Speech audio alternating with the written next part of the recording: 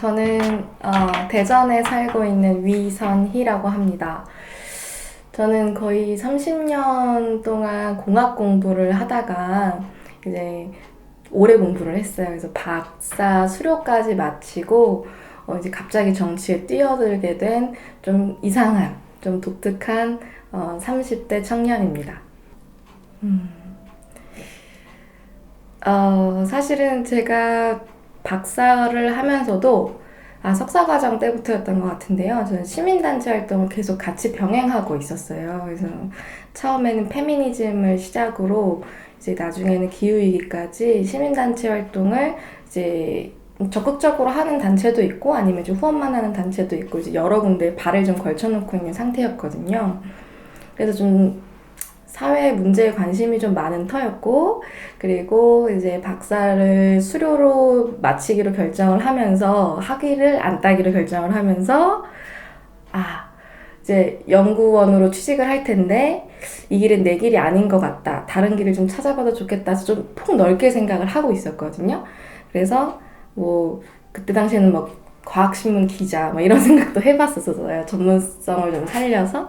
그래서 쭉 보다가 이제 정의당에 오프라인 모임을 나가게 되면서 코가 깬 거죠. 그래서 기후위기에 관심이 있다. 요즘 기후위기가 제일 급박하게 좀 해결해야 되는 문제라고 생각을 한다라고 이제 그 당시 사무처장님한테 얘기를 드렸더니 네가 해 이러시더라고요. 남한테 미루지 말고 너가 직접 하면 되잖아요 이러시더라고요. 그래서 그때가 이제 21대 총선 앞두고 있었는데 지역구를 나가보라 이러시더라고요. 그래서 말도 안 되는 소리다 이랬는데 이제 제가 직접 후보로 뛰진 않았지만 이제 그때 비례 후보로 나가시는 분의 선거운동을 도우면서 그러면서 이제 좀 이렇게 확립이 되어가기 시작했습니다. 내가 어떤 인생을 살아야겠다. 향후 한 20, 30년간은 여기에 한번 목을 매봐도 되겠다. 또 다행히 제가 물욕이 없어서요. 돈이 좀 없어도 살아갈 수 있을 것 같아서 이제 기후위기 막을 때까지는 좀 여기에 포커스를 하려고 뛰어든 감이 있죠. 네. 한번 기사 요전에 보셨나요? 그 58도까지 올라간 나라가 지역이 있다는 건.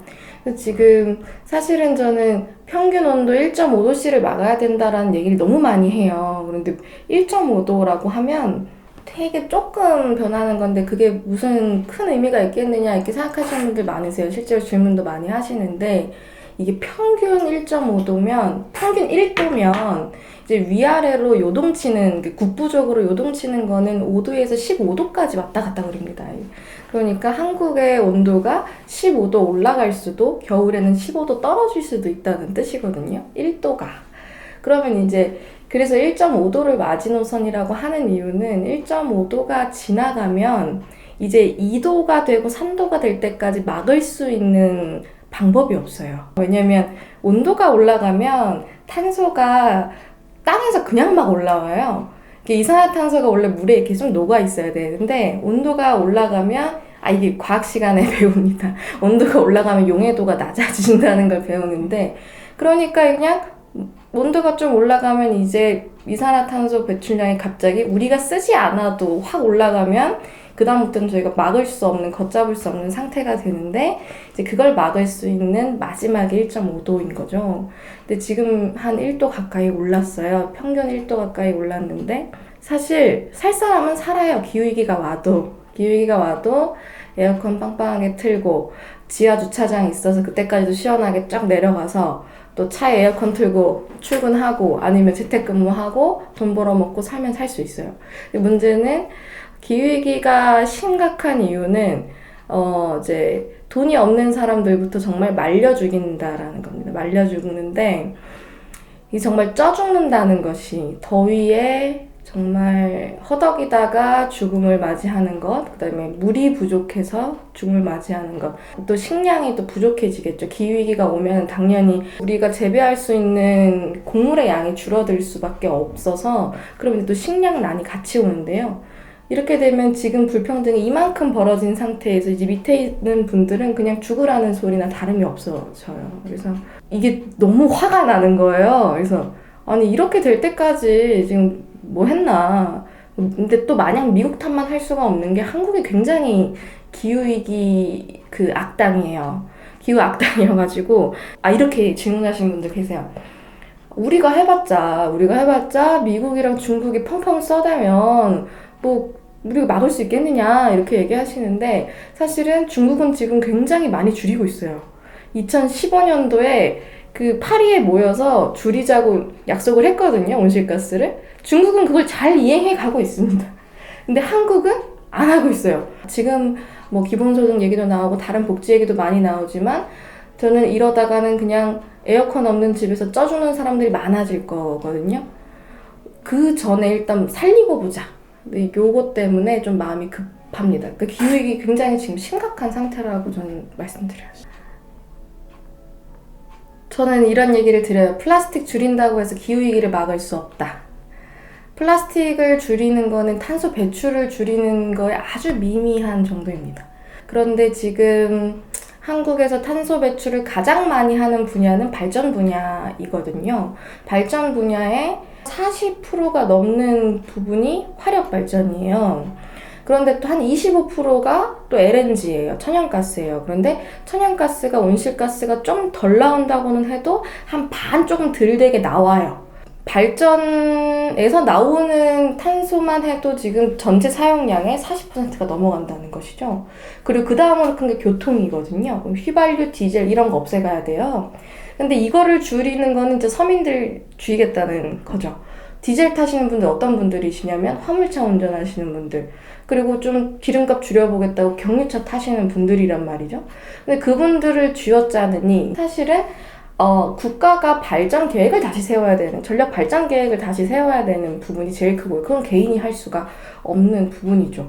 그래서 국가 차원에서 하지 않으면 기후위기는 막을 수가 없다. 이렇게 얘기 드리겠습니다. 그렇죠. 저는 제가 생각을 좀 해봤는데, 개인이 탄소 배출을 가장 줄일 수 있는 방법은 무엇일까? 전 사실 로컬 푸드라고 생각을 해요. 우리가 먹고 쓰는 것 중에서 가장 탄소 발자국이라고 하거든요. 내가 쓰고 있는 이 물품이 나한테 여기까지 탄소를 얼마나 배출했는지 보면은 음식이 제일 커요. 음식이 이제 외국에서 날라오거나 이러면 비행기 연료가 이 탄소 배출이 장난이 아닙니다.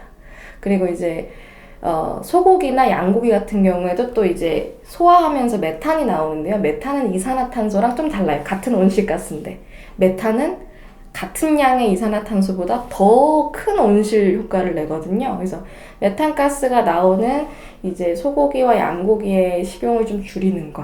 이제 요게 좀 중요하죠. 저도 채식을 하고 싶은데 실천을 못 하고 있거든요.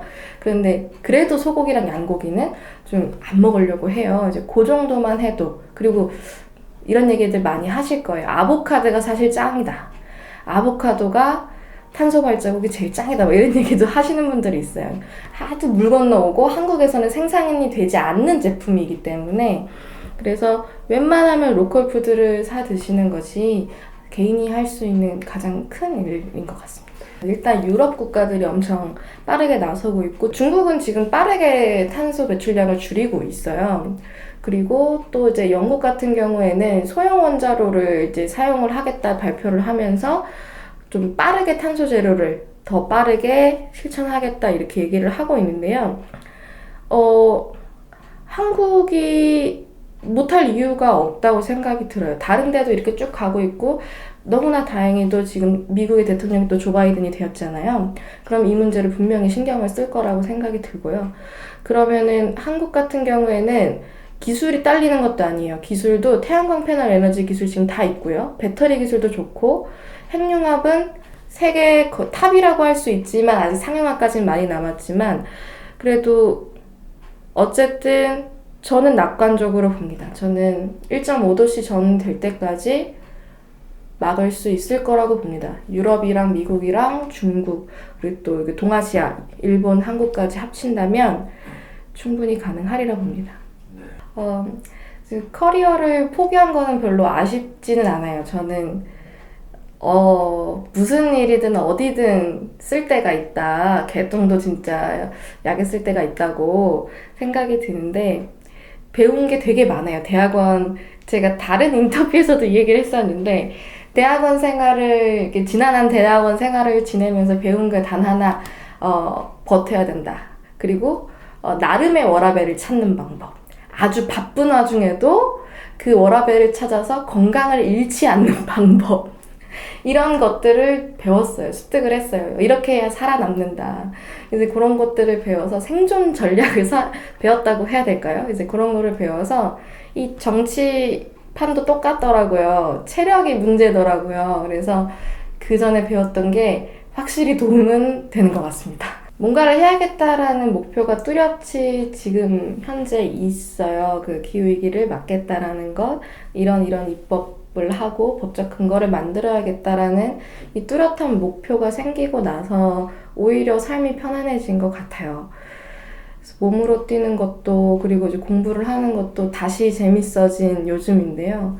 그 사실은 박사과정을 하는 동안은 재미가 있다 없다 왔다 갔다 지치기도 많이 지쳤던 것 같아요. 그래서 저는 하나를 깊게 공부하는 것도, 그렇게 박사과정이 그렇다고 하잖아요. 뭐 바퀴벌레를 학부 때 공부했다가 석사 때는 바퀴벌레 다리 하나 했다가 박사 때는 이제 다리에 붙어있는 털 하나 본다고. 이제 그렇게 공부하는 것보다 워낙 사회가 돌아가는 거에 궁금증이 많은 사람이라